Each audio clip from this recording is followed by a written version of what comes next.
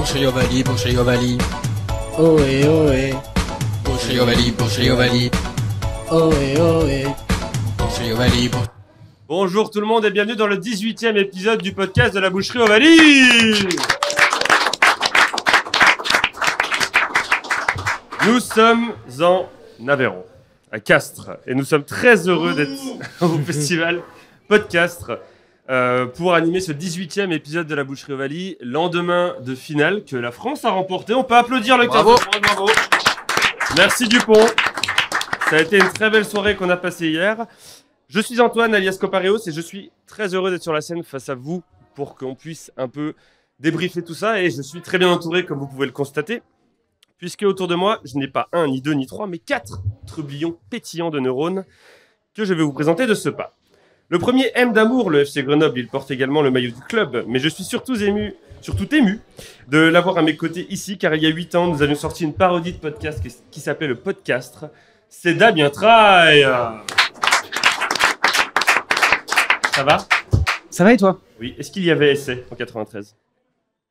Je préfère pas en parler, mon psychiatre m'a demandé de passer à autre chose. C'est important la santé mentale, tu as raison. Nous avons également autour de la table notre orfèvre qui s'est accordé une pause dans la confection de son bijou pour notre plus grand plaisir. Il porte très bien son pseudo aujourd'hui, comme vous pouvez le voir si vous êtes sur Twitch ou dans le public. C'est Oval Masqué. Bonjour. Très joli ce petit masque. Hein. C'est un masque du Castres Olympique. Oui, c'est vrai, il est aux couleurs du Castres Olympique. Un luchador qui se nomme Capo Mysterio. Oh. De l'autre côté là-bas, ça va ? Ça Les va gens qui ont de l'accent, on va vous présenter tout de suite. Lui aussi est un artiste aux doigts de fée, mais c'est plutôt pour nous confectionner de magnifiques illustrations. C'est Paye la Vite. Adichat Paye. Adichat. Comment ça va ? Ben, ça va très bien. Ouais. Très content d'être à Castres avec vous. Bah oui, c'est magnifique. Depuis le temps qu'on en parle, on y est. Et allez, on franchit une nouvelle étape dans l'accent du sud-ouest Kong.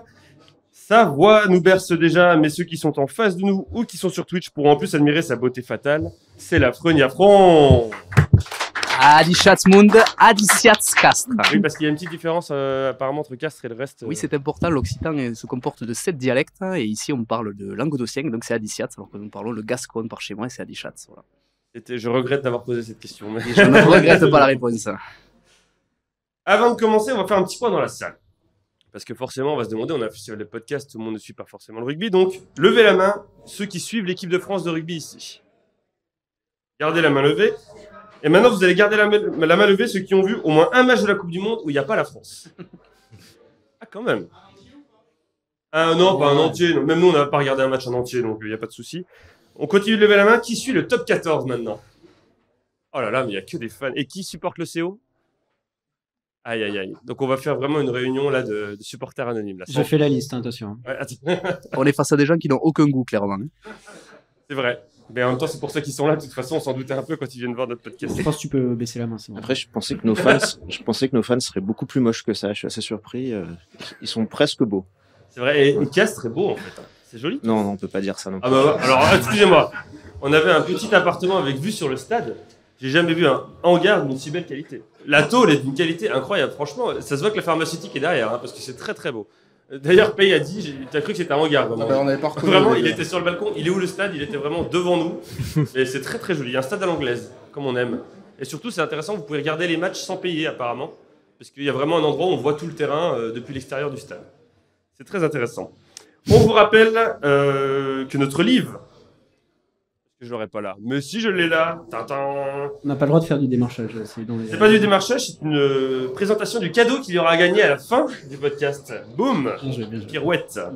La petite, la grande et la parfois très moyenne histoire du 15 de France qui est disponible et que vous allez pouvoir remporter l'un ou l'une d'entre vous à la fin de ce podcast. On en reparlera puisque un petit jeu est prévu, il paraît. Bref, c'est bien beau tout ça, mais une Coupe du Monde s'est terminée hier, même si elle s'est finie depuis plus de 2 semaines pour le 15 de France. Et on va parler de tout ça. Mais avant de parler de la grande finale qui a vu l'Afrique du Sud remporter sa 2e Coupe du Monde consécutive, on va évoquer la petite finale trop mignonne, trop kawaii, qui a été remportée par l'Angleterre. Et ensuite, ça partira sur un débat un peu sur cette Coupe du Monde. Qu'est-ce qu'on garde comme souvenir de cette Coupe du Monde 2023 en France ? Si on a un peu le temps, on va parler du 15 de France, parce que le cudu Fabien Galtier reste aux manettes de l'équipe, et on va pouvoir se demander un peu à quoi elle ressemble. Et on terminera par un traditionnel jeu animé par Damien Traille, qui s'appelle Damien Le Buvette Quiz. le Buvette Quiz, qui n'a absolument rien à voir avec un autre jeu qui est passé sur Canal+ et TMC.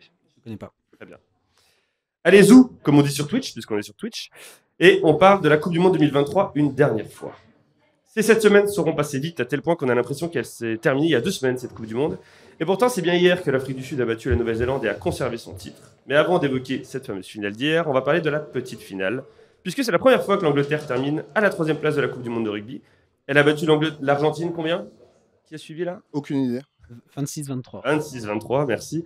Dans un match très serré qui aurait pu se terminer en prolongation. Alors, qu'avez-vous pensé de cette petite finale? Je vais commencer par toi, Riwan. Faut dire Oval masqué. Oval masqué, pardon. Il ne faut pas qu'on révèle ton identité. Je pense que vous connaissez tous la fameuse phrase « je m'attendais à rien et j'ai quand même été déçu ». Oui. Eh bien, pour une fois, c'est pas le cas. Je m'attendais à rien et j'ai été plutôt surpris. C'était franchement mieux que... souvent, les petites finales, il y a des équipes qui n'ont pas envie d'être là. Je pense notamment à la France en 2007, si vous vous en rappelez. Oui. Et là, je pense qu'il y avait de l'enthousiasme des deux côtés. Bon, c'était très brouillon, techniquement, c'était moche. Mais j'ai vu quand même 2 équipes qui avaient envie de gagner. Il y avait un peu du jeu moche, mais quand même du jeu. Et rien de spécial à dire, mais je voulais quand même faire une petite dédicace à un joueur, c'est Marcus Smith. Il est arrivé, c'était Billy Crawford. Et il est ressorti, c'était Rocky Balboa. C'était un peu la poupée gonflable en fait de la Coupe du Monde. Tout le monde est passé dessus, mais franchement, il s'est jamais échappé. Il a été très courageux. Et comme dirait un grand homme, c'est peut-être même le joueur le plus courageux que je n'ai jamais vu. Oh, plus que Mac Brown? Ah, je pense oui. Damien, qu'est-ce que tu as pensé de ce match? C'est assez pénible parce que tu as dit exactement ce que j'avais exactement ce que je voulais dire. Je voulais même parler de Dewey, de Malcolm. Et c'est parce que j'ai regardé ton ordinateur pendant que tu n'étais pas là. Il faut savoir que j'ai le bonheur de côtoyer Oval Masqué depuis quelques années et essentiellement quand vous lisez des blagues de lui, en fait c'est des blagues de moi. Il me vole et il ne me crédite pas après. Bon, tant pis. Je vais dire comme lui, donc je vais pas le répéter. Et je voulais même parler de Marcus Smith. Alors peut-être pas Billy Crawford, c'était pas non plus forcément terrible. Non, mais c'était un super match. Le niveau de jeu, je suis pas sûr qu'il était incroyable. Et peut-être que la France... Mais sinon, c'était très distrayant et bien mieux que le match que j'avais à peine regardé, le même, donc Angleterre-Argentine en phase de poule. C'était assez chouette. L'affreux, qu'en as-tu pensé? Et vraiment un peu la même chose, on partait sur la redite de ce premier match Angleterre-Argentine qui avait été une purge considérable. Et finalement, on s'est trouvé avec un match relativement équilibré. Et surtout avec une dramaturgie qui a permis de s'intéresser jusqu'à la fin du match, même si on n'était pas forcément impliqué émotionnellement pour l'une ou l'autre équipe, pour savoir qui allait vraiment triompher de cette 3e place dont tout le monde se fout clairement. Hein. Mais il y a quand même eu des aspects intéressants au niveau de l'intérêt sportif, on va dire, de match. Oui, merci Paye de lui dire qu'il faut parler dans le micro et pas me regarder. Je sais que je suis très beau, l'affreux, mais il faut... Tu me subjugues. Je sais que je te subjugue. Et on a Paye, qu'est-ce que tu en as pensé? J'ai pas grand chose à rajouter, j'entends rien à ce que vous racontez en face. Hein. D'accord. Vous parlez pas dans les micros, donc je vous le dis. Wow.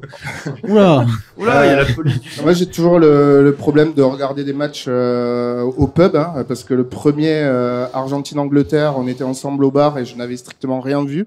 Et là, j'en ai vu un peu plus, ça avait l'air un peu plus sympa, mais j'ai pas grand chose à rajouter dessus. Très bien, donc finalement, une petite finale à la hauteur de toutes les petites finales de l'histoire de la Coupe du Monde, c'était absolument inintéressant et on l'aura oublié dans une semaine. Déjà, j'ai l'impression que beaucoup d'entre vous l'ont oublié déjà aujourd'hui. Il y a un truc qui restera quand même, c'est Joe Marler sur Twitter qui Joe Marler, bien entendu, qui est magnifique. Qui s'est clashé avec Andy Good. D'ailleurs, Joe Marler, Andy Good, vous êtes de quel côté? Team Joe Marler. Hein. Joe Marler. Ah, bien sûr.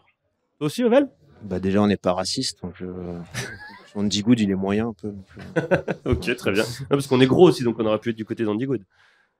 Joe Marler, il est maigre peut-être. Oui, c'est vrai. c'est pas la même obésité. On va parler maintenant d'un match qui, j'espère, vous a un peu plus plu. En tout cas, la grande finale qui a vu l'Afrique du Sud réussir le doublé. 4 victoires en 8 participations. Ces 3 derniers matchs ont été remportés d'1 point, puisqu'ils ont battu, cette fois, la Nouvelle-Zélande 12-11. D'après vous, je vais commencer par toi, Paye. Est-ce que l'Afrique du Sud a gagné le match ou est-ce que c'est la Nouvelle-Zélande qui l'a perdu? Moi, je pense que l'Afrique du Sud a su le gagner comme elle l'a fait sur les 3 matchs précédents. Ils ont eu un parcours quand même hyper difficile. Alors, avec un joueur de plus, on s'attendait à ce qu'ils les concassent un peu plus en deuxième mi-temps. Mais pour moi, ils font leur match. Ouais. On a failli avoir un Toulon Racing 2016 quand même. Hein. Ouais, à partir du carton rouge, le match a totalement changé. C'était assez intéressant à voir. L'affreux? Oui, enfin la surprise, c'est justement dans la dramaturgie dans la dramaturgie du match, la surprise, c'est le fait que les Blacks ne sont jamais sortis du match alors qu'ils étaient à 14 et ils ont eu l'occasion de gagner ce match, quoi. Clairement, ils ont un coup de pied qu'ils ratent et qu'ils peuvent mettre qui va changer le résultat. Et dans leur conception du jeu, ils se sont pas reniés. Le premier ballon, ils les envoient, ils les écartent et compagnie. Ils avaient décidé de déplacer cette équipe sud-africaine et ils sont restés fidèles à cette philosophie jusqu'à la fin. Mais bon, l'Afrique du Sud, au niveau du mental, ils arrivent à tenir. Enfin, autant tu peux gagner un match sur un point, ça peut être de la chance, mais quand tu arrives à réitérer l'exploit 3 fois, c'est que vraiment tu es sûr de tes forces et tu restes fidèle à tes convictions jusqu'au bout, quoi. Et il le mérite, du coup, à mon avis, il mérite cette victoire. Damien, est-ce que tu es d'accord avec ça? Ouais, je suis tout à fait d'accord. Bah, en général, je suis d'accord avec l'affreux, hein. Mais ouais, il y a une stat qui est assez folle, c'est l'Afrique du Sud qui marque aucun point en deuxième mi-temps, même. Oui, c'est vrai. C'est fou. Enfin, en regardant le match rapidement, je me suis dit, l'Afrique du Sud peut pas perdre ce match. Ils ont tous les rebonds, il y a le carton rouge. L'Afrique du Sud peut pas perdre ce match. Et puis tu regardes, tu fais, compliqué quand même. Et bon, ils en sortent victorieux. Parce que ce banc de l'Afrique du Sud que tout le monde craignait, le 7-1, voilà, finalement, il a absolument rien apporté en deuxième mi-temps face à une Nouvelle-Zélande à 14 en plus. Pour le coup, le banc a été un petit peu amputé dès la sortie de leur talonneur pour remplacer pour Deon, le Grenoblois évidemment. Vous vous en souvenez tous, qui était le meilleur joueur de Grenoble il y a quelques années. Mais déjà, ça faisait plus que 6 sur 7. Quand t'as que 6 avants sur un banc sud-africain, c'est pas terrible en fait finalement. Après, je peux pas dire que ça a rien apporté. Enfin, il y a un joueur qui est arrivé, qui a arraché 3 ballons, qui a fait 3 turnovers. Allez, je ne vois pas de qui tu Peut-être parles. un certain Quara Smith. Oui, parce qu'on dit Quara apparemment. Qui est l'homme de cette Coupe du Monde, je pense. Hein. Oui. Beaucoup de gens l'ont découvert alors qu'il était déjà là en 2019. Beaucoup de gens le détestent maintenant parce que c'est vrai qu'il a un petit côté Richie Mako, hein, on va pas se mentir. Il est un peu limite parfois, mais moi, à chaque entrée, je trouve qu'il est formidable. Il a 10 turnovers sur la Coupe du Monde. C'est l'impact player. Il rentre, il arrache 2 ballons en l'air déjà direct. Un vrai finisseur pour le coup. Contrairement à d'autres. À qui par exemple? Je sais pas. Tout le banc du 15 de France en quart de finale? Peut-être. Oui, parce que finalement, c'est l'Afrique du Sud qu'on a vu. Enfin, il y a toujours ce fameux débat où quand ton équipe préférée perd contre le vainqueur, tu te dis, si on les avait battus, est-ce que si on les a battus, on aurait pu être champion du monde? Donc je vous pose la question maintenant, petite question surprise que vous n'avez pas préparée. Est-ce que la France aurait battu cette Nouvelle-Zélande en finale? Paye. J'en ai aucune idée. Mais on sait que t'en as aucune idée, mais imagine. Ils auraient pu, oui, très certainement. S'ils avaient marqué plus de points, par exemple? Je pense que ça aurait joué en leur faveur, en tout cas. Ouais. Affreux pareil? Adopter la même réponse, exactement. D'accord, très bien. C'est à peu près la même équipe qu'on avait déboîté sur le match d'ouverture. Il manquait quelques joueurs qui sont arrivés après. En revanche, vu la tenue du match et vu ce que l'équipe de France a montré sur cette Coupe du Monde sur les matchs difficiles, non, je suis pas du tout sûr que la France gagnait cette finale. Ok. Toi, non, je pense que entre l'Afrique du Sud, la France, la Nouvelle-Zélande et l'Irlande, les écarts sont infimes en fait. Donc n'importe laquelle de ces équipes aurait pu gagner la Coupe du Monde. Ça se joue sur pas grand-chose et puis voilà. Donc oui ou non.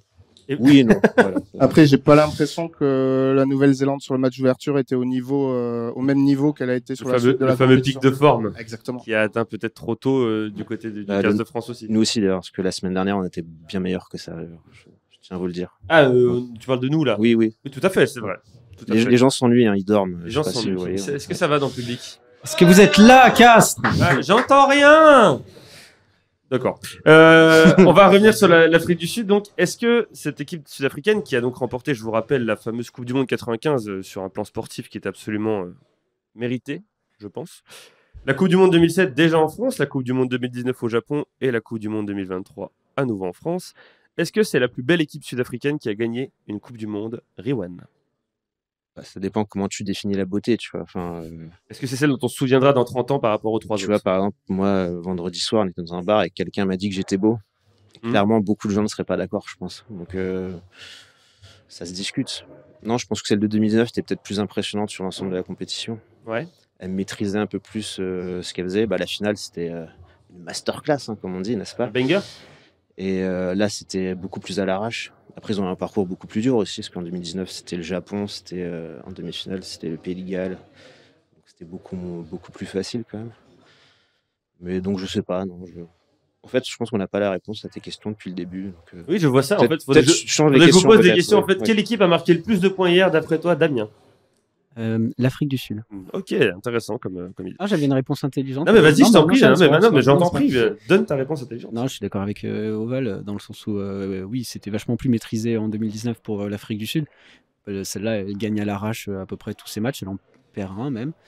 Si, alors, Oui, un mais point, il y avait moins de concurrence en 2019. Là, on avait vraiment 4 équipes cette année qui pouvaient remporter la Coupe du Monde. En 2019, je pense qu'il y en avait difficilement 2. Afrique non, du c'est Sud, vrai. Nouvelle-Zélande. Oui, non, c'est vrai. Ce que j'allais conclure sur. À mon avis, ils sont moins bons cette année, c'est moins maîtrisé, mais ils sont quand même plus rigolos. Affreux. Après, moi, on est en train de parler de l'Afrique du Sud en te disant que l'entraîneur a mis en place des stratégies qui se sont révélées payantes, mais ça se joue à 3 fois rien. Il suffit que hier, la pénalité des Blacks passe, et en fait, tu vas commencer à chercher les raisons pour lesquelles l'Afrique du Sud aurait perdu ce match. Tu vas te rendre compte qu'ils perdent 4 touches. Tu te rends compte que du coup, ça viendrait du fait qu'ils perdent leur talonneur dès le début et qu'ils n'ont pas de talonneur sur le banc. Et là, tu pourrais retourner en fait le débat en disant est-ce que Erasmus n'a pas fait une erreur de ne pas rappeler un talonneur, etc. Tu vois. Donc en fait, ça se joue à tellement peu de choses qu'entre le succès et la défaite, il y a 3 fois rien. Ça se joue à un coup de lumière rouge finalement. Ça se joue à un coup de lumière rouge. Et ils les avaient pas hier. Il les avait pas hier. Ils Tout à auraient fait. été, ouais. Je pense qu'il était sur Twitter en train de préparer tout son troll pour les 3 prochaines semaines à navire. Tracy Erasmus. Et son changement de Son bannière. changement de bannière et de photo de Et de profil photo de qui est profil. Augustine Pichotte depuis hier, bien Tout à entendu. fait, ouais. Qui est quoi déjà à World Rugby, Augustine Pichotte? Rien. Ah, il est rien? Bah, il n'est pas président en tout cas. Oui. À cause de Bernard Laporte. Je ne connais pas cette personne. Paye. Voilà. Moi, je sais pas dire si c'est une belle équipe, mais on est à Castres et on a des fans du CO ici. Donc, je pense que à Castres, vous y connaissez en équipe pénible, qui aime bien jouer devant, pénible dans les rucks et qui font chier tout le monde et qui gagnent des matchs. Donc, j'imagine que les Castrés, ça vous a plu quand même, l'Afrique du Sud? Ah non, Ça dit oui. Ah ouais, ça dit oui. ça dit oui, ça dit non aussi. Ça dit oui, ça dit non. C'est vrai que c'est un peu. C'est partagé. Hein. Si on était à Toulouse, forcément, ils seraient tous derrière l'Irlande, tu vois, ou une Évidemment. équipe comme ça, quoi. Mais... Enfin, la France, tu me diras, parce que l'équipe de Toulouse, c'est l'équipe de France, donc finalement. Est-ce que vous avez une dernière chose à dire sur cette finale, peut-être? Non? Bah, moi, sur l'arrivée de l'Afrique du Sud en finale, on en parlait ce week-end. Là, moi, j'ai jamais vu. Par contre, je pense une sélection, une équipe qui s'adaptait autant au niveau tactique sur les matchs, dans les compositions, dans les choix qu'ils faisaient, qui étaient quand même incroyables et qui changeaient tous les week-ends. Donc, il y a quand même. On peut pas dire qu'ils ont joué non plus tous les matchs de la même façon. Il y avait une vraie adaptation tactique et je pense qu'il n'y a aucune équipe qui a joué la Coupe du Monde comme ça quand même. Bah, parce que c'est vrai que le gros problème de la France et de l'Irlande, finalement, elles sont tombées dans ce piège-là, c'est qu'elles ont joué uniquement comme elles savaient jouer. Elles ne savaient pas du tout s'adapter. Je pense qu'en effet, c'est une vraie victoire tactique. Oui. Alors, c'est vrai que c'est pas l'équipe la plus spectaculaire, je pense, qu'on ait vue sur une Coupe du Monde, mais c'est impressionnant de voir une telle adaptation tactique et vraiment, on se rend compte que là, il y a un travail en amont du match, ce qui n'est pas forcément le cas pour des équipes comme la France et l'Irlande qui se disent de toute façon, on bat tout le monde en jouant comme on joue, donc ça va passer, quoi. Et on a vu Rassi Erasmus là sur les deux derniers matchs au moins, qui passait son temps, le temps de l'échauffement au milieu du terrain à regarder l'échauffement de l'équipe adverse. Et je pense qu'ils sont capables de s'ajuster même au dernier moment. Ouais. Après, tu voulais dire quelque chose? Ouais, on parle beaucoup maintenant dans le rugby de la préservation de la santé des joueurs, le physique, leur intégrité, ça devient un des critères prépondérants pour la gestion de ce jeu. Il va falloir se pencher sur les après-matchs, la troisième mi-temps, parce que là, ce pauvre Sam Cane, il va falloir l'entourer, le protéger. On l'a vu sur la conférence de presse, il faut lui enlever les lacets, les ceintures, tout, et rester avec lui pendant une quinzaine de jours, le temps qu'il atterrisse, quoi, parce que sinon il va faire une grosse connerie, le garçon. Ah ouais, c'est terrible, là, hier, sa Il conférence était de presse. vraiment pas bien. Ouais. Il a dit qu'il allait vivre avec ça à vie, forever. Et on aurait pu avoir cette interview de Colby, je pense, vu l'état dans lequel il était à la fin Oui, du match. pareil. Si la Nouvelle-Zélande l'emportait, je pense qu'on pouvait totalement voir D'ailleurs, ça. il faut savoir qu'il est caché sous la table actuellement. Ah oui, tout à fait. Il est en train de. Il veut pas voir le podcast. Il a peur de ce qui peut se passer. Il a raison. Tu voulais dire quelque chose, Oval? Oui, non, mais je disais aussi que c'est la victoire donc, de l'équipe d'Afrique du Sud et c'était vraiment une équipe, je trouve. Fabien Galtier avait ses fameux mots, l'équipe premium et puis les finisseurs. Là, clairement, en Afrique du Sud, tu as 30 joueurs qui sont tous impliqués pareil, tous au même niveau. Tu joues pas la demi-finale, tu joues pas le quart, tu peux jouer la finale, quoi. C'est comme si nous, on avait mis Jean-Marc Doussin titulaire en 2011, tu vois, c'est incroyable. Et donc, finalement, c'est une belle chose que ce soit une vraie équipe qui gagne, même si on peut contester la manière, le style, etc. Mais on peut pas nier que c'est une vraie équipe de rugby et c'est une belle équipe de rugby. Un dernier mot, Damien ou... Non, je reparlerai de l'Afrique du Sud plus tard, je pense. Très bien. Ouh, quel teasing. Je te fais une petite transition. Incroyable, puisque place maintenant à une question. Tout d'abord, qui va porter sur un constat qui est réalisé. Alors, quand on parle un peu de la Coupe du Monde autour de nous et sur les réseaux sociaux, certaines personnes le disent. Donc, posons la question tout de suite. Est-ce que cette Coupe du Monde a été la plus nulle de l'histoire? On a eu des matchs trop déséquilibrés, un tirage au sort réalisé trop tôt, toujours les mêmes équipes qui se qualifient en demi-finale et des éliminations précoces de l'Irlande et de la France, qui étaient favorites de la compétition, en tout cas dans l'hémisphère nord. Peut-on vraiment dire que cette 10e édition de la Coupe du Monde ait été la pire? L'affreux. Parce qu'on a un prisme qui a complètement changé après le quart de finale, c'est l'élimination de la France. Ça te fait passer dans un opposé au niveau de tout ce que tu avais ressenti avant. Avant, tout le monde disait que cette Coupe du Monde, c'était une réussite. Il y avait une ferveur populaire, une équipe de France qui jouait bien, le pays qui était en communion en fait avec son équipe. Et tu as quelqu'un qui dit, le matin du quart de finale, qui dit en cas d'élimination de la France, gare à ce que ça ne retombe pas comme un soufflet. Et c'est un garçon qui est du coin, il est né à Rodez dans la banlieue de Castres, c'est Bernard Laporte. Et on s'est rendu compte qu'en fait au niveau de la couverture médiatique et de l'engouement, et ça s'est complètement effondré. Alors on a suivi un peu dans l'actualité, c'est resté sur ces questions d'arbitrage qui ont permis de parler encore du rugby. Mais la Coupe du Monde, elle a un peu disparu des écrans médiatiques. Hein, et c'est dommage parce que je suis persuadé qu'il y a tout un tas de rédactions, de journaux, de télé et compagnie qui nous gardaient des sujets incroyables sur une interview du premier instituteur d'Antoine Dupont à Castelnau-Magnoac, peut-être, sans doute, et celui le premier qui lui a donné un ballon, etc. On aurait eu des choses incroyables et ça va nous manquer. Peut-être ils le ressortiront sur le tournoi Destination, je l'espère d'ailleurs. Ils doivent bien se. Après, là, les équipes de TF1, clairement, elles ont tout jeté à la poubelle là maintenant. Elles se disent de toute façon. De toute façon, ils avaient un Airbnb à Castelnau qui s'arrêtait ce matin, quoi. Clairement, d'accord. j'ai les informations. Non, ils sont partis il y a 3 semaines, du coup, mais ils avaient le Airbnb jusqu'à aujourd'hui. Ça, c'est de l'info. Merci. Ça, c'est de l'info. Merci beaucoup. Paye, qu'est-ce que tu as pensé de cette Coupe du Monde? Est-ce que c'était la pire? Moi, j'ai bien aimé la suivre. Hein. C'était un peu décevant sur le dernier carré, on va dire, où on avait des demi-finales un peu déséquilibrées. Mais moi, j'ai vu une super finale hier. Je me suis régalé. Donc, je suis content. Après, ouais, effectivement, l'élimination de la France a mis un petit coup là-dedans. Moi, je regrette au niveau du traitement médiatique hier soir dans le MAC de la Coupe du Monde. Il n'y a pas eu de reportage sur Antoine Dupont. Donc je ne sais pas ce qu'il a fait ces 2 derniers jours et je commence à un peu m'inquiéter. On est inquiet, ouais. C'est fait. On a eu une info sur notre Discord de la Boucherie qu'il a été aperçu en vélo électrique. Voilà. Bien. C'est tout ce qu'on a sur lui, vraiment. Et apparemment, il tirait la gueule. C'est tout ce que tu penses de cette Coupe du Monde. Donc, tu as bien aimé cette Coupe du Monde? Non, mais je me suis régalé. Ouais. J'ai vu des chouettes matchs, des équipes que je n'ai pas l'habitude de voir jouer et je trouvais très chouette. Damien, qu'est-ce que tu as pensé de cette Coupe du Monde? Est-ce qu'elle était pourrie? Non, elle n'était pas du tout pourrie. Alors, décerner le titre de pire Coupe du Monde, ça veut dire qu'il va falloir en trouver une autre, sinon. Je n'ai pas envie de faire ça, mais non, moi, ça m'a beaucoup plu. Effectivement, l'engouement, il y a beaucoup de gens, je comprends que beaucoup de gens soient déçus que le 15 de France, qui était annoncé favori, ou au moins dans les favoris, ne gagne pas, et donc c'est triste, et on est tous tristes.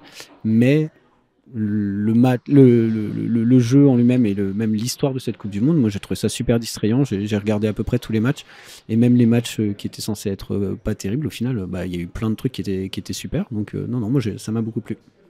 Val, toi aussi tu as aimé cette Coupe du Monde? Moi j'ai beaucoup lu effectivement que c'était la pire Coupe du Monde, donc moi je vais avoir une réaction assez tranchée. Je pense que c'est les gens qui disent ça sont tout simplement des gros bébés. Ils voulaient à Noël la Tortue Ninja bleue, voilà, ils voulaient que ça. Et puis rupture de stock, dès le mois d'octobre, il n'y en avait plus. Et donc ils n'ont pas eu ça, donc ils ont chialé, tout simplement. Mais après, ta question, elle est un peu bizarre. C'est pareil, c'est quoi une belle Coupe du Monde? Coupe du Monde, c'est 48 matchs. C'est un beau vainqueur, peut-être. Je sais pas. Mais tu vois, c'est 48 matchs qui sont tous extrêmement différents, qui sont tous intéressants pour des raisons très différentes. Il n'y a pas eu de match d'anthologie, j'ai l'impression, en fait. Peut-être le Nouvelle-Zélande. Non, mais tu vois, je pense pas qu'on puisse dire que c'est une belle ou une mauvaise Coupe du Monde. Il y a des gens, ils attendent. Les Coupes du Monde sont belles, selon toi? Oui, toutes déjà. Des gens attendaient certaines choses de cette Coupe du Monde, ils l'ont pas eu. Moi, j'attendais certains trucs de cette Coupe du Monde, j'ai eu tout ce que je voulais. Bon, voilà. Mais... Ok, non, mais parce que c'est vrai qu'on peut penser. Moi, par exemple, j'ai un souvenir, j'étais petit, mais la Coupe du Monde 2003, j'ai un très très bon souvenir de cette Coupe du Monde, avec une finale qui allait en prolongation. C'est parce que tu n'allais pas à l'école et tu te levais le matin pour regarder les matchs. Peut-être, oui. J'étais déscolarisé à l'époque, en effet. C'est une bonne remarque. Moi aussi. Nous tous, je pense. C'est ce qui explique bien des choses. Et on parle de beauté. Est-ce que tu penses que Quara Smith est beau? Je pense qu'il est très... Il y a des beautés atypiques, ce qu'on appelle, tu vois. C'est une gueule. Il est gentil. Il est gentil. Il est gentil. Il est gentil. Il a l'air gentil. Après, tu regardes sur Instagram, il aime bien tuer des animaux, quand même. Donc, tout est relatif. Mais oui, non. Sur t'es à Castres. Oui, c'est vrai. Et justement, dans le public, levez la main ceux qui ont passé une bonne Coupe du Monde. Est-ce qu'il y en a qui ont passé une meilleure Coupe du Monde que celle de cette année? Levez la main ceux qui ont déjà passé une meilleure Coupe du Monde que celle de cette année. Ah, c'était en quelle année? La précédente, 2019. C'est vrai que 2019, il y avait ce côté aussi où on était au Japon, il y avait un peu un choc des cultures. T'avais des Anglais ivres qui pissaient sur les trottoirs alors que les Japonais se lavaient les chaussures avant de marcher dessus. C'était quelque chose quand même, c'était un peu plus intéressant que la Coupe Mais du ça, Monde en c'est un France. truc de hipster. Quand c'est au Japon, c'est toujours mieux, quoi. Voilà, Ah oui. Oui. Tout à fait. C'est trop comment que tu dis déjà? Au kawaii. Voilà. C'est ça? C'est ça. Je sais pas, moi j'ai un meilleur souvenir de la Coupe du Monde 2019 que de la Coupe du Monde. La 2015 pour. Oui, mais tu vraiment, sais, très je m'en foutais. subjectif. Enfin, voilà, c'est ce Oui, qu'on bah après, dit, quand tu belle ou demandes pas l'avis belle de Coupe du quelqu'un, Monde. on a cette discussion à chaque épisode du podcast, j'ai l'impression, mais quand tu demandes l'avis, c'est forcément subjectif, Riwan. Oui. Merci, Riwan, de cette conclusion. Oui, Non, là, cette coupe du Monde, elle a la qualité également de nous avoir proposé, on a pu voir les gens, des grands déviants comme nous, ont pu voir tous les matchs de la Coupe du Monde. Tu n'as pas de problème de gestion de fuseau horaire ou quoi que ce soit. Alors c'est vrai que peut-être dans le tas, tu as eu une ou deux purges, mais il faut quand même retenir que tu as la possibilité de tous les voir sans forcément aller les chercher ou de faire un effort particulier. Et il faut en être conscient et en être reconnaissant, quoi, en quelque sorte. Parce que les Coupes du Monde dans 4 ans en Australie, il faudra se lever à 5h du mat. Et ça, celle dans 8 ans aux États-Unis, il faudra se coucher très très tard. Et là, je pense qu'on regrettera celle-ci, ouais, clairement. Ouais, et puis même des matchs pour lesquels on n'attendait pas des trucs foufou, des équipes pas forcément abondantes sur le papier, genre, enfin, le Portugal qui annonçait un nul et une victoire pour le Portugal avant cette compétition. C'était incroyable. Enfin, moi, je suis allé voir des matchs, je suis allé voir des matchs en me disant bah c'est cool, c'est la Coupe du Monde, de toute façon ce sera bien. Et le match était super en fait. Non mais c'est vrai, on a eu des beaux matchs entre des équipes. Où c'était assez serré, donc je pense qu'on peut, on peut se souvenir de ça pour cette Coupe du Monde. Mais bravo à Claude Haché, bravo à lui. On il ne faut remercie dire que, pas assez. En vrai, dans on remercie pas l'organisation, assez. la billetterie a été très compliquée. L'organisation, je trouve qu'elle a été très bien. Notamment, je pense à la fan zone de Paris, moi, qui était vraiment très, très sympa à suivre. Où tu pouvais vraiment aller voir n'importe quel match avec des gens qui en avaient quelque chose à faire. Et il y avait des animations, c'était très cool. Alors, j'ai appris que la fan zone de Toulouse avait malencontreusement fermé juste après la défaite du 15 de France, apparemment pour des risques, des menaces terroristes. Non, pas la blague. La blague du Hamas, tu la fais pas. Non, je la ferai pas. Mais en tout cas, Alors, pour des raisons terroristes, mais clairement affichées, parce que oui, l'équipe parce de France qu'apparemment, il y a un est communiqué éliminée, de la mairie de ça Toulouse. sert à rien de continuer. Voilà, vraiment, ils ont dit il y aura plus personne. C'est quand même clairement dit comme ça. Ouais, sur les questions financières également, ouais, tout à fait. Ouais. Et c'est fou quand même. Je m'attendais à ça d'une ville comme Nantes, par exemple, où voilà, le rugby, c'est pas forcément la priorité là-bas, mais de Toulouse, ça m'a vraiment, vraiment choqué. Mais je trouve que c'était quand même une Coupe du Monde qui a été très bien organisée. Voilà, ça me fend le cœur de dire ça parce que c'est Claude Haché qui est à l'origine de tout ça, mais t'as eu des places gratuites, t'es obligé de le dire. c'est vrai, c'est vrai. D'ailleurs, je vous avoue que le jet privé ce matin, Paris-Castres, pour venir jusqu'ici après la finale de la Coupe du Monde d'hier, c'était très compliqué, mais je tiens le coup. Heureusement, il y a eu le changement d'heure. Je comprends pas pourquoi ils font une autoroute, parce qu'en jet, c'est très facilement Bah oui, accessible. Quand même. franchement, pourquoi on se casse la tête? On remercie notre partenaire peut-être. Notre partenaire, bien entendu, Air France. Ah, je pensais pas à celui-là. Non, mais dépanneurs.fr, ils nous ont envoyé une lettre d'insulte. Il faut qu'on arrête de faire dépanneurs.fr. Bon, bah on les salue Ils quand arrêtent, même. vous amenez trop de clients. Vous amenez trop de clients. On les salue, mais on les leur dit salue, au revoir. mais au revoir. À la prochaine.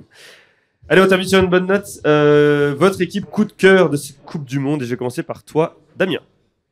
Attends, je prépare mon truc. Non, je l'avais déjà dit il y a 2 ou 3 épisodes, je me rappelle plus.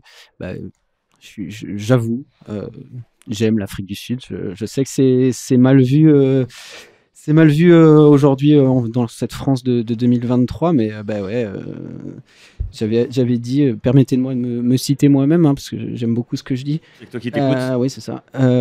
J'avais dit, les Bogs, pour moi, c'est vraiment le boss de fin, c'est le grand méchant, le croque-mitaine, Baba Yaga. Et vous pouvez aimer Sia Colissi, en fait. J'ai même envie de dire que si on écarte sa signature dans un club assez néfaste, on ne peut pas ne pas aimer Sia Colissi. Mais c'est facile d'aimer les héros et qui aime les méchants. Moi aujourd'hui, j'ai envie d'aimer le méchant, et le méchant de cette Coupe du Monde, c'est l'Afrique du Sud. Alors normalement, c'est pas le boss de fin qui gagne. Le boss de fin, c'est un peu le faire valoir et c'est celui qu'il faut battre. Et c'est probablement pas la plus belle équipe de cette Coupe du Monde, mais moi je l'aime. Voilà. Je pensais m'offrir le maillot Third, là, vous voyez, je trouve très joli là, le maillot Beach Rugby. Mais vu le nombre de, j'ai écrit idiots, mais je vais dire des gens qui se sont mis à détester cette équipe depuis 15 jours notamment. Enfin, ça risque de peut-être générer une bagarre si je le porte. Du coup là il y a la vidéo, enfin vous êtes en face de moi, vous voyez que j'ai pas du tout le physique pour une bagarre de bar, hein, donc je vais pas m'acheter ce maillot, je suis triste. Mais ouais, non, j'aime beaucoup cette équipe et j'avais déjà j'avais déjà parlé de Rassi Erasmus. Enfin, c'est génial cet homme. Enfin, c'est probablement humainement pas la plus belle des personnes, mais il est incroyable. Mais ce qui est drôle surtout, c'est quand on y repense, il y a 2 mois, tout le monde était ravi de voir l'Afrique du Sud écraser la Nouvelle-Zélande en disant ah là là, ils vont pas être prêts pour le match Bah oui, mais- en France. C'est ça- vraiment une équipe incroyable. Et ça, c'est la France. On n'aime pas les gens qui réussissent. On n'aime pas la réussite en France. Alors ça, ne m'en parle pas. C'est pour ça que personne n'achète nos bouquins d'ailleurs. Oval, qu'est-ce que ton coup de cœur? Je vais être aussi dans la team méchant. Je vais peut-être même me faire huer, parce que pour moi, la plus belle équipe, Non, c'était pas l'Angleterre. c'était l'Angleterre. Oh, putain. C'était Huez-le, l'Angleterre. vraiment, c'est une catastrophe. Ouh. Ouh. On voit que vous n'avez pas l'habitude, vous n'êtes pas des Toulousains. Euh, non, après, moi, c'est une équipe qui avait rien pour elle et qui allait très loin, tu vois, donc je m'identifie, parce que moi, je viens clairement de la classe laborieuse de ce pays. Et t'es allé très loin. Je rappelle que je suis un banlieusard, un petit gamin des rues, n'est-ce pas? Bien sûr. Et Prince de Noisy. j'ai raté le bac. Moi, j'ai pas forcément un physique facile. Vous voyez bien, je mets un masque pour préserver le public. Et malgré tout ça, j'ai réussi ma vie, puisque là, on est dimanche et j'enregistre un podcast à Castres, ce qui est clairement ce qu'on peut souhaiter de mieux à quelqu'un, je Tout à pense. fait, je pense. Et donc, l'Angleterre, c'est ça. Elle avait pas grand-chose pour elle, un effectif qui était pas terrible, un plan de jeu qui était soit nul, soit inexistant, au choix. Et ils sont allés quasiment en finale, quand même, à 1 point. C'est d'ailleurs l'équipe qui a le plus dérangé l'Afrique du Sud. Bon, il y a quand même eu la finale aussi. Puis il y a quand même eu la France, non? Oui. Donc, je sais pas. Mais Et dans le top 6 des équipes qui ont le plus dérangé l'Afrique du Sud, je pense. oui, je pense. Mais non, c'était. Si on parle de surprise, on voyait tous l'Angleterre sortir en poule. Oui. L'Angleterre, c'est la belle surprise de cette Coupe du Monde. C'est le petit pousset. Petit pouce. Ça dégoûte. L'affreux, ton coup de cœur de cette Coupe du Monde pour toi? Mon coup de cœur, ça va être un peu la Nouvelle-Zélande avec cet aspect de rédemption, parce que justement, quand ils sont arrivés sur la Coupe du Monde, limite, ils n'étaient pas dans les 8 équipes favorites. Il faut se rappeler que juste avant qu'ils jouent le match contre les équipes, avant qu'ils jouent le match contre l'Italie, il y a quand même eu des titres, les 5 raisons pour lesquelles l'Italie peut, voire va battre les Blacks. Derrière, ils en prennent quasiment 100, quoi. Enfin, c'était improbable. Et ils se sont construits dans cette adversité, ils se sont fait cracher dessus dans les journaux dans le pays, la pire équipe des Blacks de tous les temps, etc. Ils ont été en conflit avec... Pas Olivier Magne, du coup. Hein. Non, on n'écoute pas ce que dit Olivier Magne. Je crois que sur la fin, peut-être un peu. Et... Il m'a coupé, quoi. Et tu disais la Nouvelle-Zélande. Oui, la Nouvelle-Zélande, en fait, ils se retrouvent même avec une campagne médiatique qui demande ce que le sélectionneur saute. Les joueurs se révèlent solidaires avec le sélectionneur et le défendent. Et au final, ils finissent à 1 point d'être champion du monde en jouant quasiment à 70 minutes à 14 sur une finale, quoi. Ça me rappelle quelque chose, c'est un peu. Ça me rappelle quelque chose. La presse qui détruit une équipe et qui finalement cette équipe se ressoute autour d'elle-même et perd une finale d'1 point. Tout à fait. Et ils battent le grand Une pénalité favori. lointaine qui passe pas. Je sais pas si ça vous rappelle quelque chose. Une pénalité lointaine qui ne Oui, passe c'est vrai, pas. en je sais plus, pas c'est si une pénalité lointaine qui passe pas. Parce que François Trenduc a pleuré très très fort hier soir sur cette tentative. Ouais. J'espère qu'il pleure tous les soirs, il le mérite. Mais à propos de personnes qui pleurent tous les soirs, il y avait aussi une campagne médiatique contre Sam Cane qui a été qualifié de pire capitaine de la Nouvelle-Zélande. Et clairement, là, ça va pas changer. Non, Ça là, va ça continuer et va ça va être très s'améliorer, dur pour lui. Et on lui souhaite bien du courage. Tout à fait. Et s'il veut venir dans le podcast pour parler un peu et. En plus, il a une bonne tête. Enfin, Oui, déjà, il a un peu une tête de Droupy, donc ça va pas s'arranger. Ça va s'arranger, tout à fait. Et d'après toi, ton équipe coup de cœur? Tu as quand même dit une petite équipe parce que allez, dis l'Uruguay, improvise. Non, oui, j'avais déjà parlé dans un précédent épisode du plaisir de voir jouer les petites équipes. Et moi, le coup de cœur, ça a été le Portugal. J'ai trop aimé voir jouer le Portugal contre le Pays de Galles, un match quand même super accroché, un nul contre la Géorgie, une victoire contre les Fidji qu'on attendait quand même à un niveau un peu supérieur.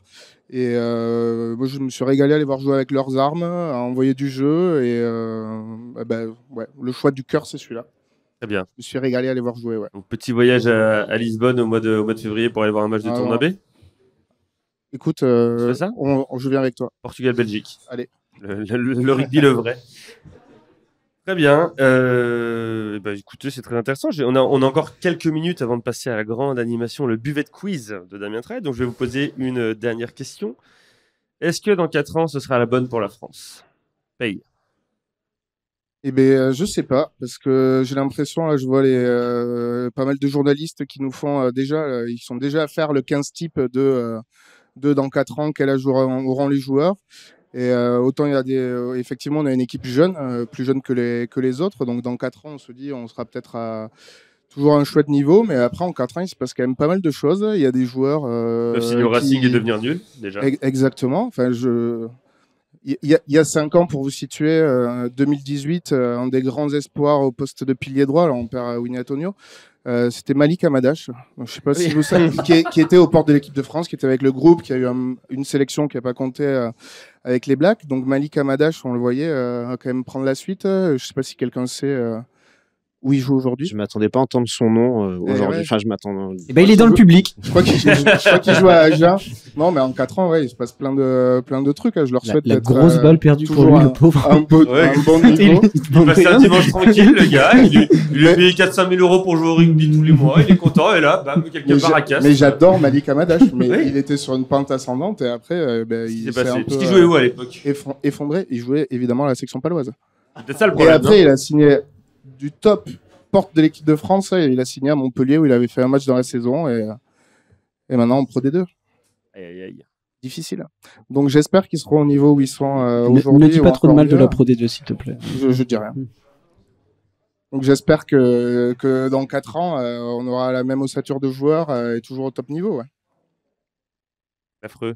Un peu pareil, en fait, on ne sait pas exactement de quoi sera composé. Alors, aussi, on peut dire qu'on aura Antoine Dupont, peut-être, et on va construire Il une n'est pas équipe. tombé amoureux du rugby à 7, on ne sait pas. Hein. Oui, exactement. Construire une équipe autour d'Antoine Dupont, peut-être que dans la banlieue de Castres, on a un pilier qui joue à Soragout actuellement de 17 ans et demi, qui sera la future révélation du 15 de France. On ne sait pas, on le verra bientôt. Hein. Bien. Ben, moi, je suis d'accord avec eux, mais donc je vais prendre le contrepoint, hein, Oui. juste pour. Oui, la France va gagner. Écoutez-le, je suis le premier à le dire. Le 29 Aujourd'hui, octobre 2023 à Castres. On pourra te ressortir ça dans 4 ans? pas de problème. Dans l'épisode 21, Je je m'en m'en dis. parce que clairement, là, on en fera que 3 ou 4 ans, à mon avis. Non, ben oui, cette équipe, elle va grandir. Il manquait un peu d'expérience sur les matchs coup près. Bah, là, elle a pris un gros coup près dans la tête. Mais oui, je pense que cette équipe, avec déjà Dupont a quelques sélections déjà maintenant. Dans 4 ans, il en aura 42 plus. Il sera capable de mener cette équipe encore plus loin.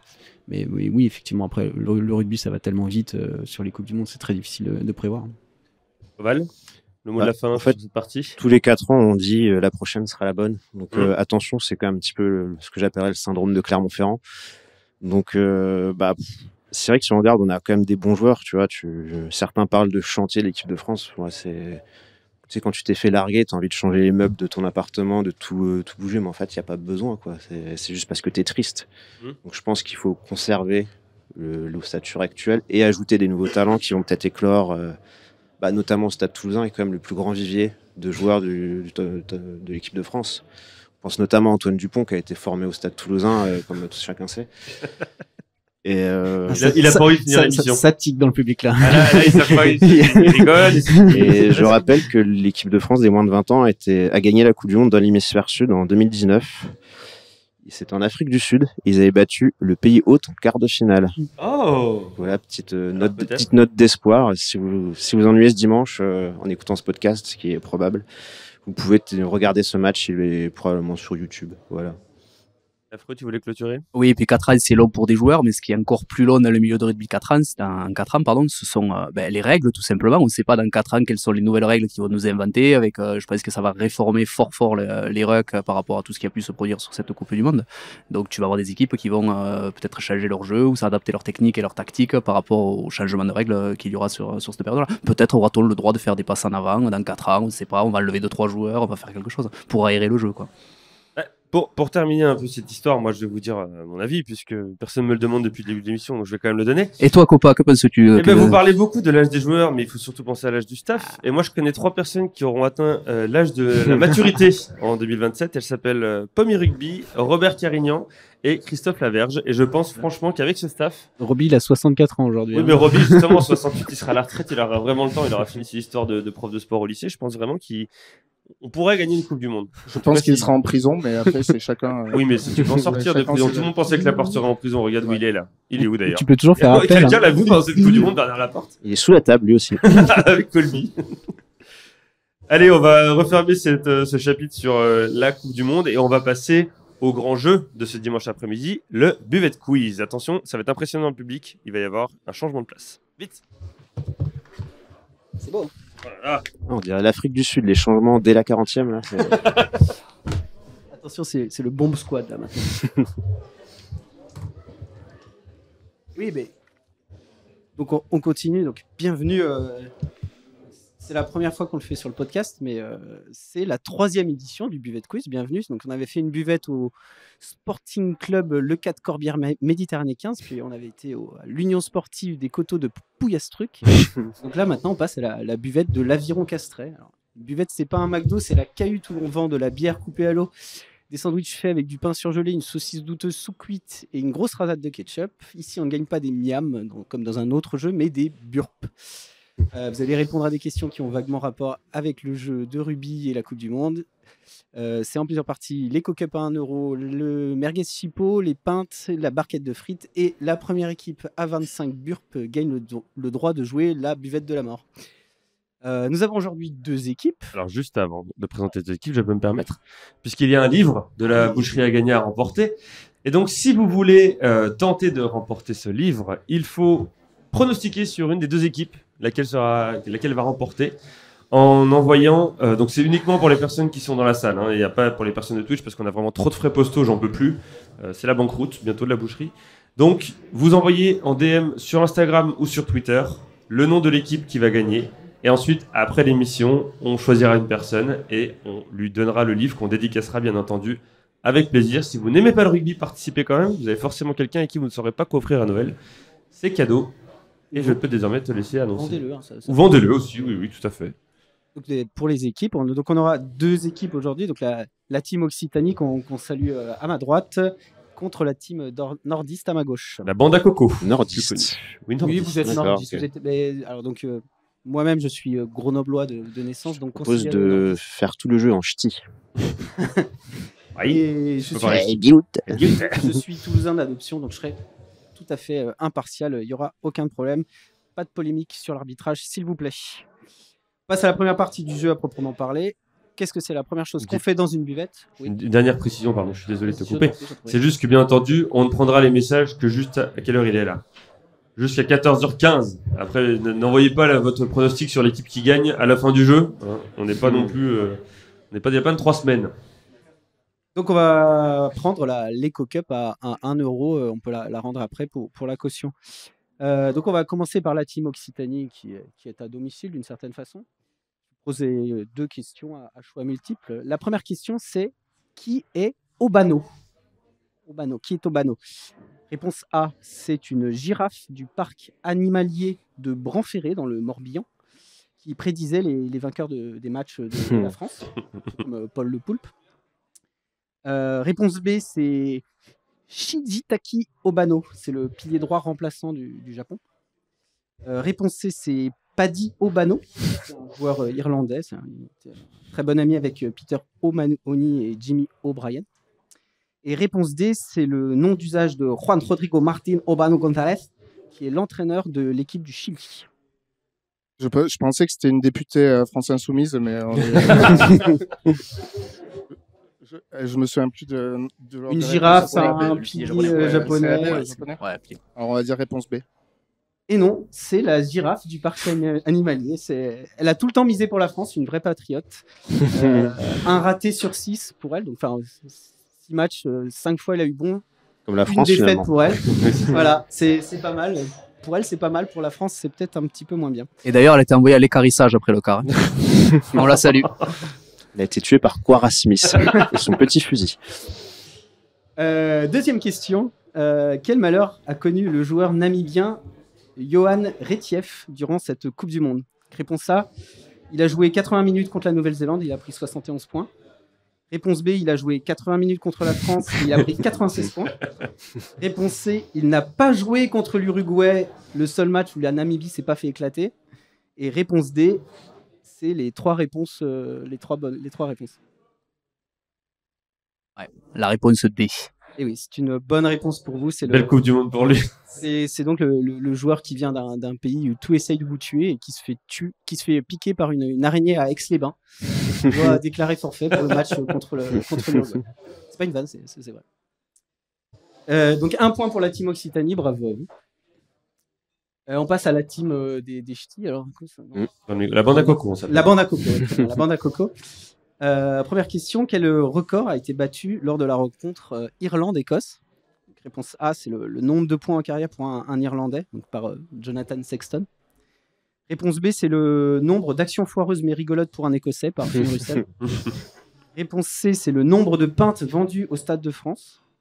Et réponse D, c'est le nombre de Marseillaises chantées par le public du Stade de France dans un match où il n'y a pas la France. C'est sur celui-là que Sexton il a battu son record ou pas? Je J'ai un crois que doute. oui.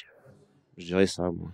Je me suis dit, oui, parce que c'était sur une victoire, donc c'était pas contre la. Je crois que les pintes, c'est un match où il y a l'Angleterre. Ah, mais ils ont vraiment calculé le nombre de pintes. Je crois que c'est au Vélodrome qui a le record. D'accord. Eh ben, on va dire la réponse A. A, Jonathan Sexton. Et non, c'est les pintes. Ah merde. Ah, c'est les pintes. Ouais. Mais il a sur quel match qu'il a battu son record, Sexton? 2003, c'était plus tôt dans la Coupe du Monde. L'Écosse, c'est Ah, plutôt, d'accord, ok. à la fin des poules. Enfin, à la fin aussi un petit peu pour l'Irlande. 2300 fûts, donc 137 000 pintes pour un stade de 80 000 personnes. Donc je vous laisse... Dont 20 000 enfants. Ouais, je vous laisse faire le calcul. Très bien. Deuxième qui donc 0 point pour vous. Deuxième question, quel malheur a connu le joueur samoan Lima Sopoaga durant cette Coupe du Monde? Réponse A, il s'est fait piquer son tee fétiche de but, celui avec lequel il bute depuis ses 14 ans. Réponse B, l'intendance samoenne a lavé son slip fétiche qui a brisé 10 ans de porte-bonheur. Réponse C, il a joué le match contre l'Argentine, très probablement le match le plus pourri de cette compétition. Réponse D, il a réalisé par erreur un plaquage en dessous du niveau des épaules, ce qui en fait un paria dans les îles samoyennes. Je pense qu'il a des vrais, de toute façon. Je sais pas du tout. Bah, le petit fétiche, non, ça dit quelque chose, le petit fétiche? Mobek, il t'a jamais parlé d'un Bah, petit fétiche du gars des Ouais. Samoa, là? On salue Mobek, Salut Mobek, bien entendu, que c'est le seul qui est intéressé par cette question. là. qui fulmine que vous n'ayez pas la réponse. Bah, en plus, il était remplaçant, donc c'était pas le buteur principal de son équipe. Mais... Ouais, on va dire. Bon, allez, la on va réponse. dire ça. Allez. Ah, parce que statistiquement, si c'était pas la bonne d'avant, ça peut être la bonne d'après. Donc le tee fétiche. Le petit fétiche. Le tee fétiche est une bonne réponse. Oh. Il y a Allez. quelqu'un qui lui a piqué son tee, il La l'a cherché. banda. La Il y, a banda. un, Coco. il y a un hashtag sur Twitter, find the tee. Et malheureusement, il n'a pas retrouvé son tee. Alors que c'est Rassi Erasmus Il a pas non qui plus, l'a récupéré, qui va bientôt le mettre sur Twitter en photo de profil. Il n'a pas non plus récupéré sa ligne depuis 2-3 ans. Pas de grossophobie, s'il vous plaît, sur ce podcast.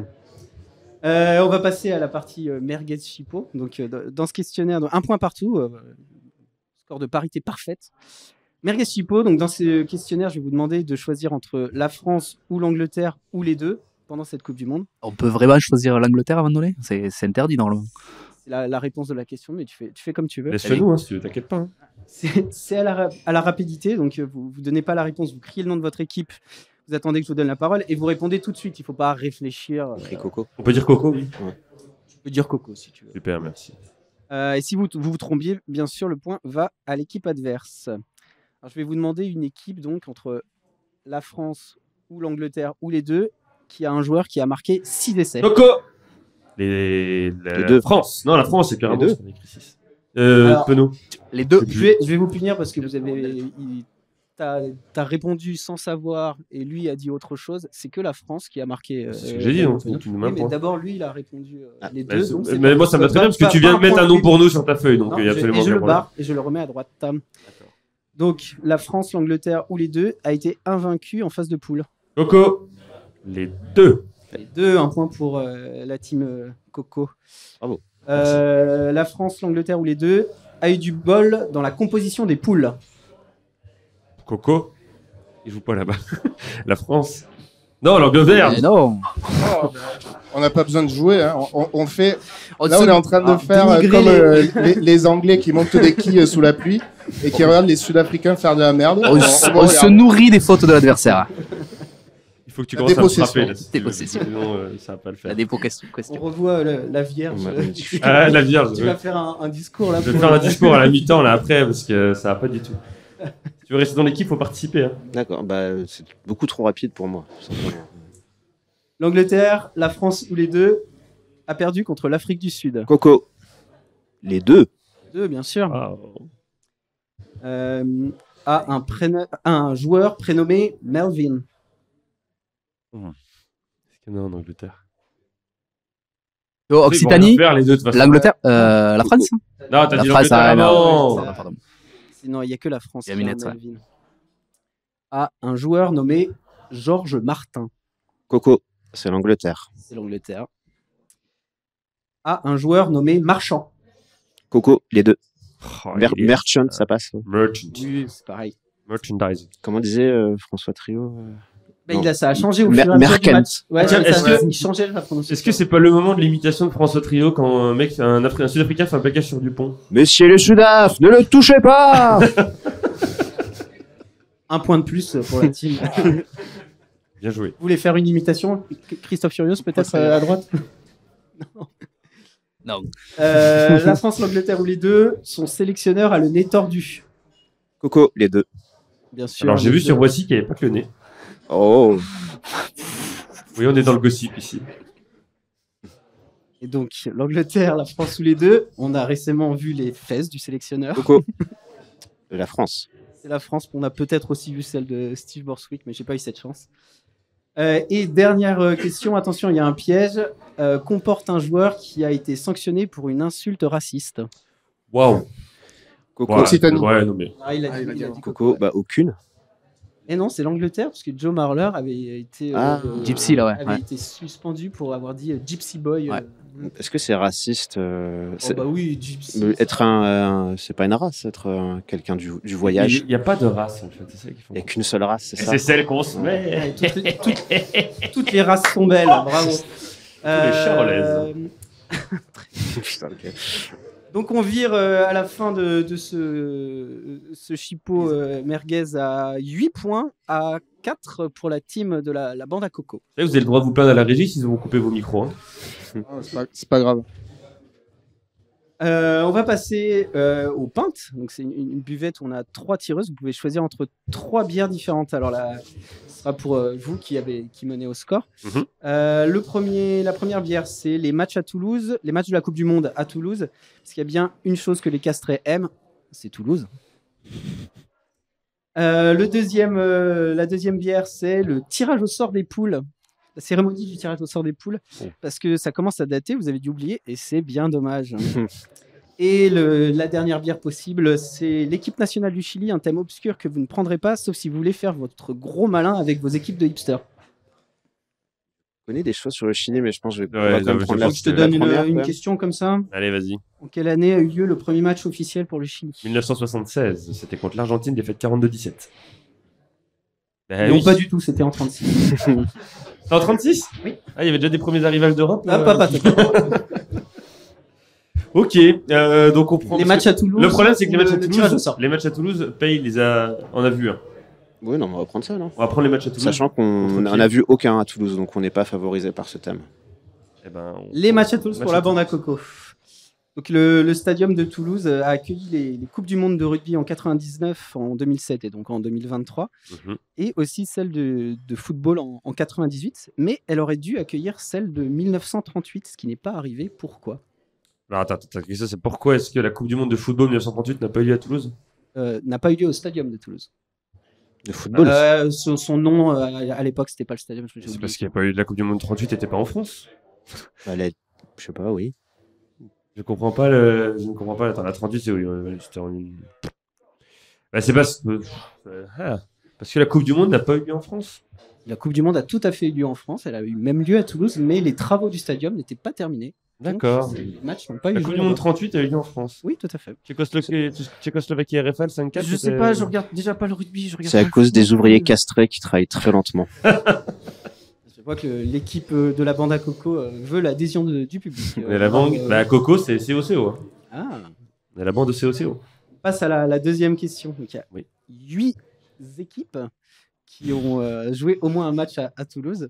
5 d'entre elles ont la partie principale de leur pays qui touche ou qui est au bord de l'océan Pacifique. Lesquelles parmi les 8 équipes? Donc tu en cherches 5. Océan Pacifique. Donc tu as la Nouvelle-Zélande. Oui. Et Samoa, Donc les 5. Samoa, Chili. Non, pardon. Non. Samoa. Samoa, Nouvelle-Zélande, Japon. Et. Le Chili, non Le Chili, il a joué contre le Portugal, je crois. Oui. Donc Samoa. Non, voilà.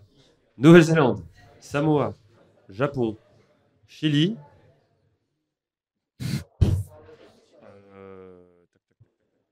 Bah, vas-y, Fidji ou Tonga? Fidji? Mais si, les Fidji. Fidji, donc, Fidji, oui, Fidji, Fidji, Fidji, oui. Fidji. C'est une bonne réponse pour la team à Coco. Ils ont Bravo. perdu contre le Portugal à tout. Donc il y a la Namibie, la Géorgie et le Portugal qui, a priori, ne touchent pas l'océan Pas Pacifique. encore, mais bientôt avec le réchauffement climatique. Eh bien, on le souhaite. Non.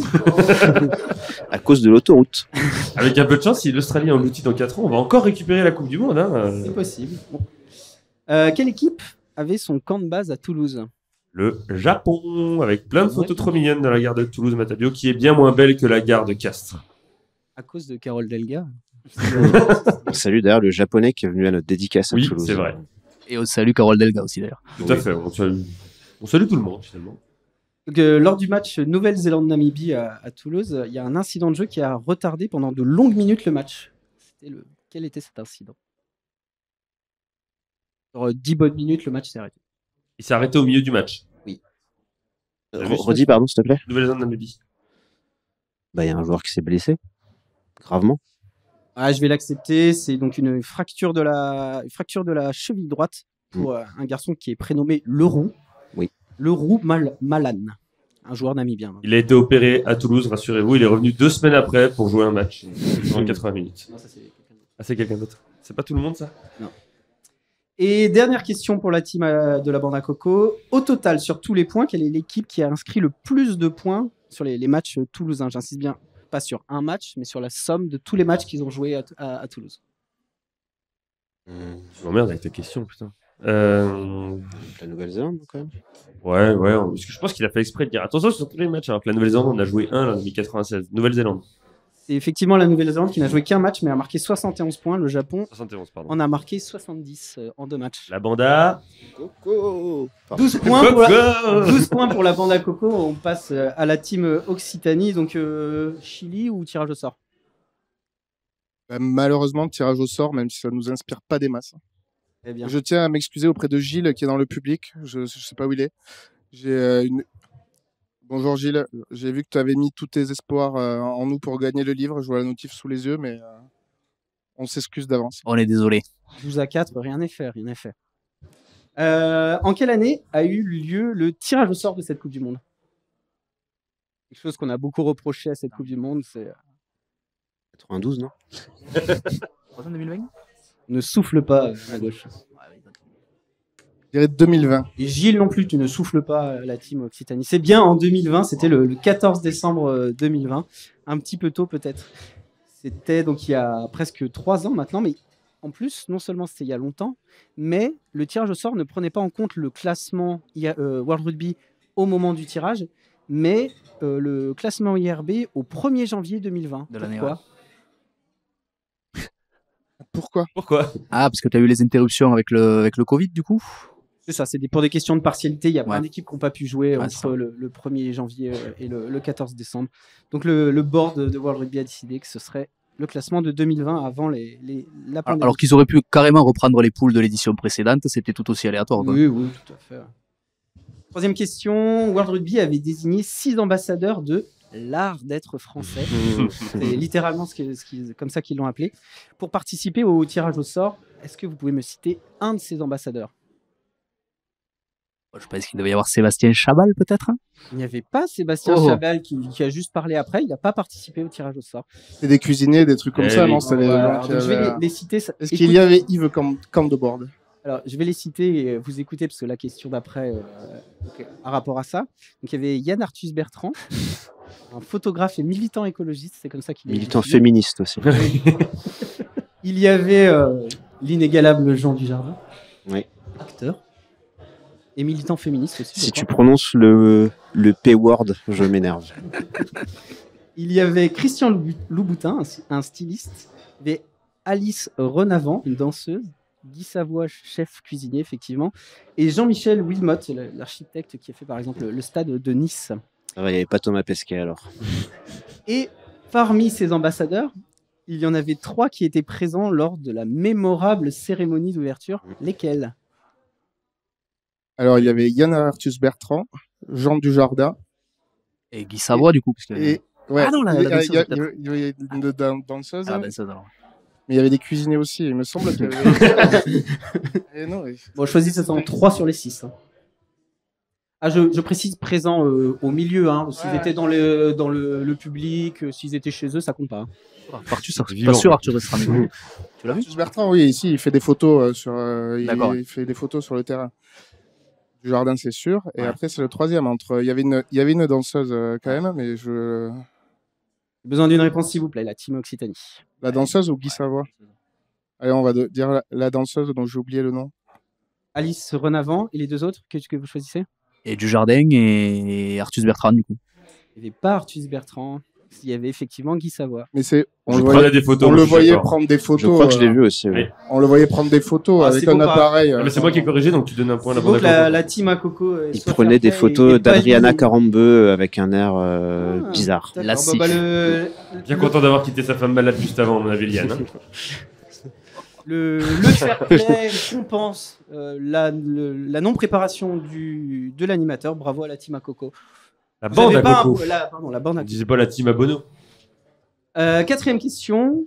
Le chapeau 5 du tirage au sort, à l'époque, donc les équipes n'étaient pas déterminées encore. Elle s'appelait Afrique 1, Europe 2, Amérique 2 et vainqueur du tournoi de qualification. Au final, c'était qui ces 5 équipes 5 équipes. 4. 4, oui, pardon, en plus, il y en a que 4. L'équipe africaine, donc la Namibie. Le tournoi de qualification, alors c'est peut-être plus compliqué parce qu'il y a eu ça devait être l'Espagne qui finalement a été disqualifiée, donc peut-être le Portugal a pris la place. Non, la Roumanie a pris la place de l'Espagne, pardon. Et les deux autres, c'était quoi?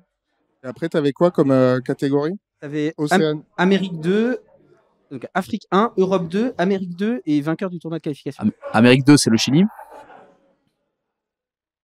Vous avez fait votre liste, tu vas pas changer, c'est bon? Non, on va dire ça. Et Europe. Là, vous avez dit, Géorgie, 4 hein. équipes. Ouais.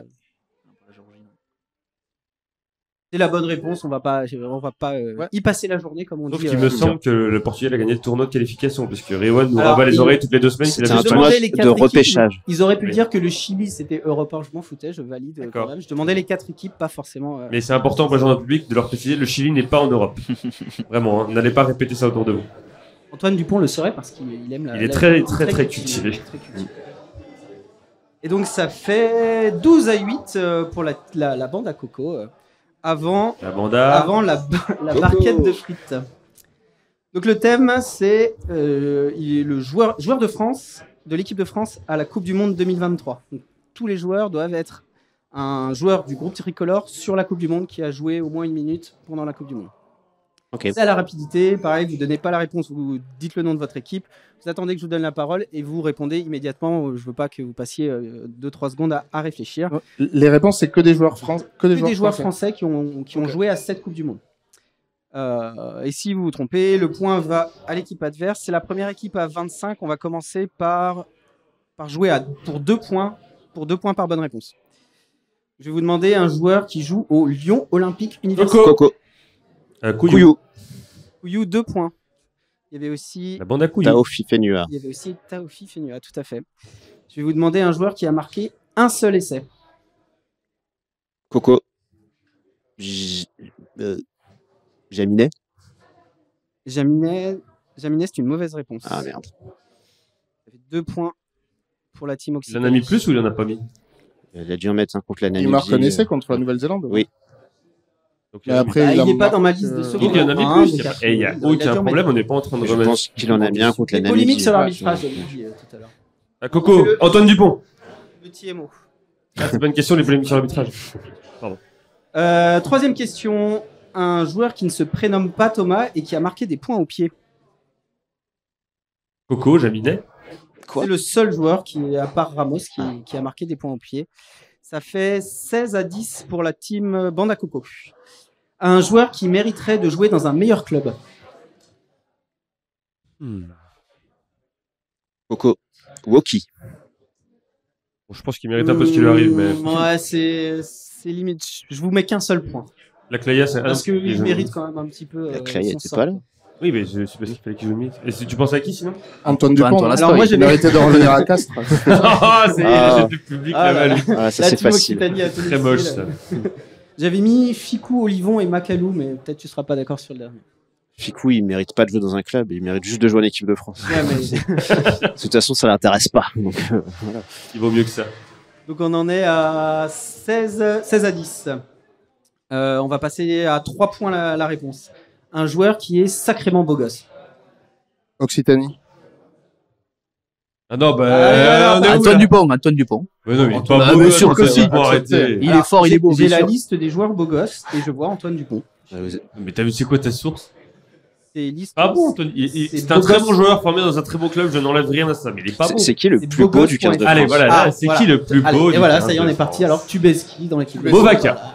Movaca. Ah, j'aime son côté sauvage, mais en même temps, Ça, tu lui attrapes. Oui. assez, oui, c'est vrai, assez sophistiqué. Ouais. J'ai envie de dire, c'est quand même Romain Tamac, mais ça compte pas. Ah, non, parce qu'il je a pas joué demandé une la minute. Coupe du Monde. Je demande la Coupe du Monde. Bah, Couillou, il est pas mal. Ouais, le public. Des suggestions. Ça nous dit Lucu beaucoup Olivon. dans le public. Hein. Ouais. Olivon, c'est vrai qu'il est pas mal. Grand Charles Avec ses grands compas. avec ses grands compas. Bourgarit. Bourgarit. Bah, Bourgarit, en même temps. Allez, ça Ouais. dégage. Faux. On rappelle que les gens, on est filmé, donc on est en train de critiquer les physiques des joueurs du 15 de France. Oui, c'est vrai. Alors qu'on est nous-mêmes très laids. Non, Donc, mais tous les joueurs sont beaux. Tous les joueurs Oui. sont- Je vais vous demander un joueur qui est né après la demi-finale mythique contre les Blacks à Twickenham. Occitanie. Occitanie. Ouais. Fanny, Louis Bielbarré. une bonne Il est réponse. garé. Garé. Quand même une bonne réponse. Et ça fait 17 à 16 pour les. Ouais, c'est ce qui les arrive Cocos. quand on donne des points à l'équipe en face. Il y avait que Boudéan et Moefana en plus. Moefana. Qui est né juste après. Je vais vous demander un joueur qui est un fils d'eux. Coco, Penaud. Bien joué, tu veux dire une tabac comme un gros débile. Techniquement, ils ont tous un Ils père. sont tous Oui. quand même. Hein. Et on pouvait dire aussi un autre fils d'eux. Il y a que moi ici qui n'a plus de père, parce qu'il est décédé. Oh. Mais on l'embrasse de là-haut. Je lui dédie ce podcast. Toujours pour 3 points, je vais vous demander un joueur qui a un prénom composé.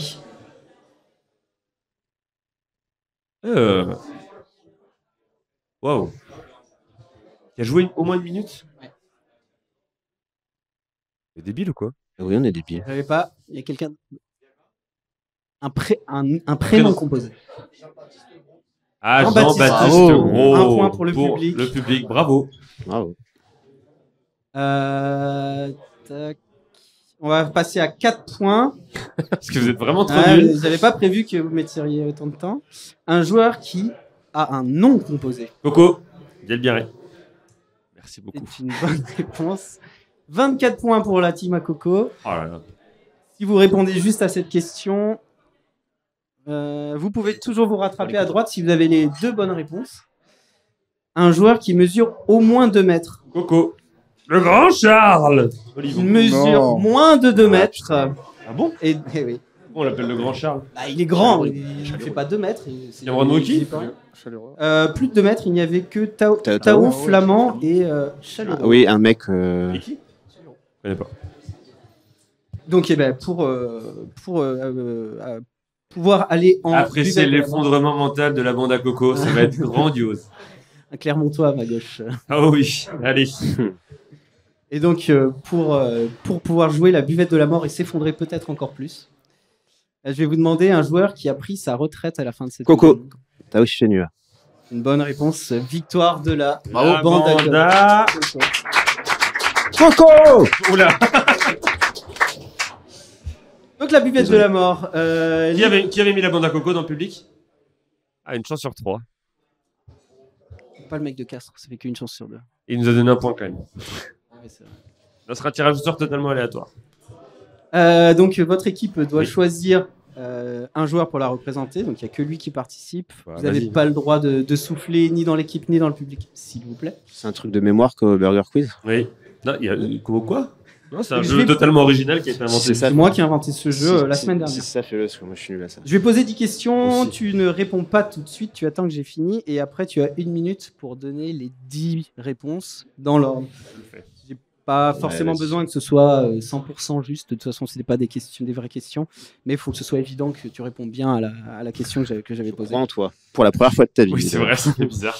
Si tu réponds juste, tu gagnes la buvette de la mort et l'équipe adverse doit te payer la tournée. Oh, et si je perds? C'est vous qui payez la tournée. Ah oui, d'accord, ok. Je te roue de coups. Et de toute façon, vous me payez des bières. D'accord, très bien. Est-ce que tu es prêt? Je me mets dans ma bulle. Attends, il y a Fabien Galtier qui la perce. Attends, c'est bon, je suis dans ma bulle. T'es dans ta bulle, très bien. C'est le 18e épisode du podcast de la boucherie. Ah bon? Est-ce que ton avis, est-ce que c'est le plus mauvais? Deuxième question, la politique de ce festival est d'interdire l'alcool pendant les enregistrements. Est-ce que c'était une bonne idée? Troisième question, Cheslin Kolbe, est-ce qu'il était parti avant sur la transformation de Ramos? Ça fait environ 24 heures que tu es à Castres. Alors, ça dégoûte? D'ailleurs, Castres, c'est dans quel département? Est-ce que tu es pour ou contre l'A69? Les podcasts, c'est encore à la mode? Est-ce que tu n'es pas dépité d'être en train de rater la reprise du top 14 avec un superbe Bayonne Stade Français? Est-ce que tu préfères le Racing champion de France ou Clermont-Ferrand en Pro D2? Et enfin, est-ce que tu peux me chanter le jingle de l'émission, s'il te plaît? Alors, non, c'est pas le plus mauvais. Oui, c'est une très bonne chose qu'il n'y ait pas d'alcool. On a déjà assez bu comme ça dans notre vie. Je fais le malin en disant des questions longues, mais en répondant longuement, mais après je me rappelle plus forcément. Donc, je vais te dire oui. Et après, je vais te dire non. Il faut que je précise un peu plus. Très bien. Alors, du coup, la troisième question. Oui, c'était. Parce que je sais qu'il y a Kolbe dans l'histoire, mais il m'en manque une. Alors, tac. Donc, on va dire si tu pouvais, si un être supérieur pouvait me taper dans le genou, si la troisième question était Kolbe, c'était pas Kolbe. Très bien. Donc, je vais dire oui. Je pense que oui, très honnêtement. Et après, je vais te dire que Kolbe est parti trop tôt. Et la réponse 3, c'était quoi? C'était oui, il est parti trop tôt? Non, c'était oui. C'était oui. C'était quoi la question alors? C'était oui, et je pense que il faut pas. Parfois, il faut se raisonner à un oui ou à un non. Et je pense que là, pour le coup, à mon avis, oui, parce que on est vraiment sur une ligne très fine. Je sais pas, est-ce que tu profiter pour parler de la Ouais. transformation, hein, clairement. Tu avais des photos peut-être. Oui ou non, oui, est-ce c'est que le très Hamas est un radiophonique, groupe ouais. terroriste? Ah oui, c'était ça. Non, Est-ce- oui. Est-ce que vous condamnez les violences? Lesquels? Les violences. En général, oui. Plutôt. C'était ça la troisième question. Non, c'était pas ça. Bon, mais bref, t'as- après, t'as- voilà. t'as- De toute façon, t'as- j'ai oublié celle d'après. Non, mais après, oui, Kolbe est parti trop tôt. La troisième, c'était Kolbe. Ah voilà, Kolbe est parti trop tôt. Après, la quatrième, je vais te répondre que non. Ça te dégoûte pas? Non, ça me dégoûte pas. Je trouve ça assez joli comme ville. Là, On n'y a même pas été. on était au stade Pierre Fabre. Apparemment, Pierre-Antoine, on l'oublie vite. Il a pas assez donné assez d'argent. Ensuite, qu'est-ce qu'on avait? Parce que là, on devenait compliqué puisqu'il y avait un Le pour ou département. contre. Ouais. Ah non, le département, c'est l'Aveyron. Et après, il y avait je suis pour. Non, je suis contre, pardon. Je suis contre cette autoroute qui ne sert à rien. Il y a encore une fois une liaison en jet très facile à faire depuis Orly, donc je vois pas pourquoi on mettrait une autoroute au milieu de tout ça. Ça serait juste gâcher le paysage qu'on voit depuis le hublot. Ensuite, on était reparti sur 2 oui-non, mais là tu vas encore me dire que... Ah non, il me manque juste la 8 qui va être oui, puisque la 9, merci, les podcasts c'est encore à la mode, évidemment que non, c'est pour ça qu'on s'y est mis. Je suis totalement débité débité par... Non, c'est moi, je suis débité, c'est juste un mauvais réflexe par rapport à ma situation financière. Ah, tu es castré? De rater la reprise au Bayonne Stade Français. Je préfère, je le dis ouvertement, voir Clermont tomber en Pro D2 que de voir le Racing à nouveau champion de France. Et puis je vais terminer sur un Boucherie Ovalie. Oh ouais. Boucherie Ovalie. C'est générique, tout à l'heure. Ça s'appelle générique pour Je une mets question. générique fin ou je mets générique? Est-ce qu'on est sur la fin là? Oh non, quand même. Ouais. Je sais que vous aimez forcément tous. Est-ce que vous avez senti qu'on Allez, a 5 tous minutes à ensemble, meubler? Tous Allez. ensemble le générique. Allez, c'est parti. C'est le moment de partir. On fait une FAQ. Banger. Boucherie Ovalie, boucherie Ovalie. Ohé. Boucherie Et là, vous vous doutez pas, mais je vais faire tout de suite le tirage au sort parmi les 3 personnes. La première qui se lève va gagner le livre.